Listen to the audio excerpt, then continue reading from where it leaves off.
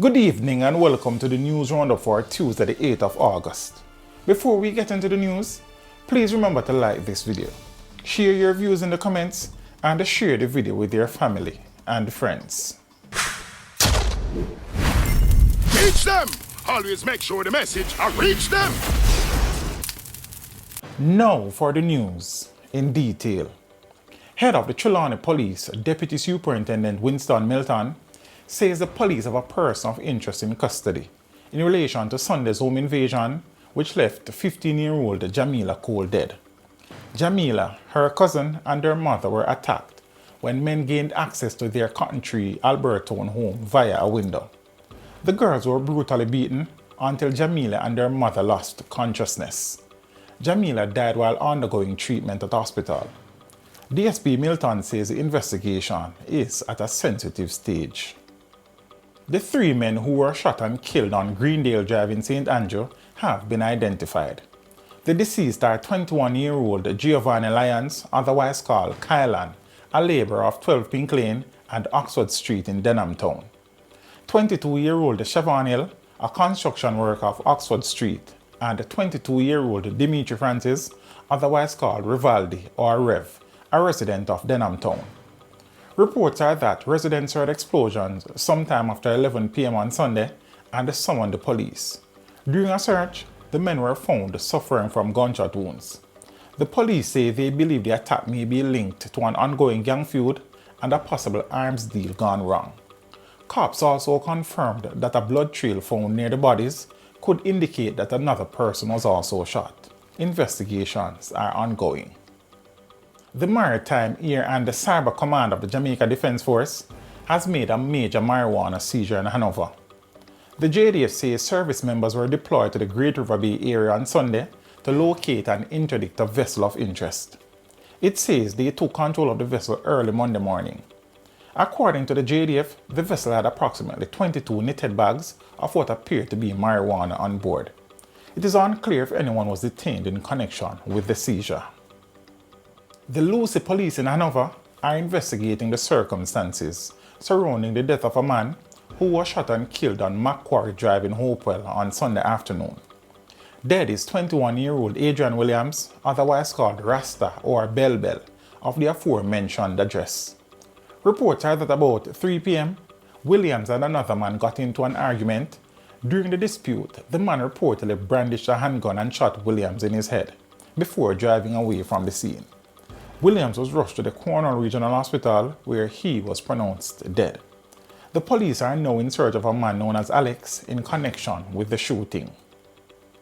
Operations at the Firearm Licensing Authority FLA ground to a halt Tuesday morning after several employees reported called in sick. A number of licensed firearm holders and bird shooters turned up to the offices of the FLA to discover the gates locked. It is understood that the workers are upset over the length of time it is taking to resolve the issues surrounding their compensation. Tisha Clark Griffiths, president of the Jamaica Civil Service Association JCSA, said the decision to delay payment of contract workers under the compensation review has angered the workers as it has denied them the right to equal treatment. The JCSA president said the union has not been given the opportunity to meet with members and the potential members of the FLA despite several attempts. Another high-powered weapon is off the streets of Montego Bay, St. James, with the seizure of an SLR rifle and a magazine containing 4 rounds of ammunition. The find was made during a joint police-military operation conducted in the Irwin community this morning. The gun was reportedly found in a heavily vegetated area. No one was arrested in relation to the seizure. 33-year-old Omar Fort of Port Maria, St. Mary, was arrested and charged following the stabbing death of his father at their home on Saturday. Reports from the Port Maria police are that about 3 a.m., Fort and his father, 74-year-old Clovis Fort, had an argument during which he reportedly used a knife to inflict several wounds to his body. The police were alerted and upon arrival, Clovis was assisted to the hospital where he was pronounced dead. An investigation was launched and Fort was charged with murder on Sunday following a caution statement. His court date is being finalized. The Bagwalk police in St. Catherine are investigating the shooting death of a 31-year-old woman and the injury of her cousin early on Monday morning. She has been identified as Shalisha Hilton, a labourer of Augusttown in Bogwalk. It is reported that around 3:30 a.m., Hilton and her cousin were inside a parked motorcar along Crawl Main Road in Riversdale when they were pounced upon by unknown assailants who alighted from another vehicle. One of the assailants brandished a gun and fired several shots inside the vehicle, hitting the woman and the man. They were subsequently taken to the hospital where Hilton died and her cousin was admitted. No motive has yet been established for the attack. A lifeguard was shot and killed while at a river in Exchange, St. Anne on Sunday. He has been identified as 27-year-old Tevin Simpson, otherwise called Nunupus of Hantumouth in Middle Street Exchange in the parish. According to a police source, Simpson was at a river in the area around 6:30 p.m. when gunmen shot him and then fled the scene. The police were alerted, and on their arrival, Simpson was seen lying face down with gunshot wounds to the head and the neck. He was taken to the hospital where he was pronounced dead. A motive for the killing has not yet been ascertained. Communications manager Rio Jamaica Mark Morales-Pons said the hotel will have a meeting on Thursday with the member of staff who was seen in a now viral video in a fight with a guest recently. The video, which has been circulating on social media platforms, showed the guest throwing liquid at the employee, who works as a bar assistant manager, before walking away. The female employee followed her and a fight ensued. We are following our internal protocols, following the premise of not leaving our workers alone in this type of situation. Thursday, we will have an internal meeting with her to let her explain to us her version regarding what happened, Pons said. He added that the employee is a very good worker who has been at the hotel for 9 years.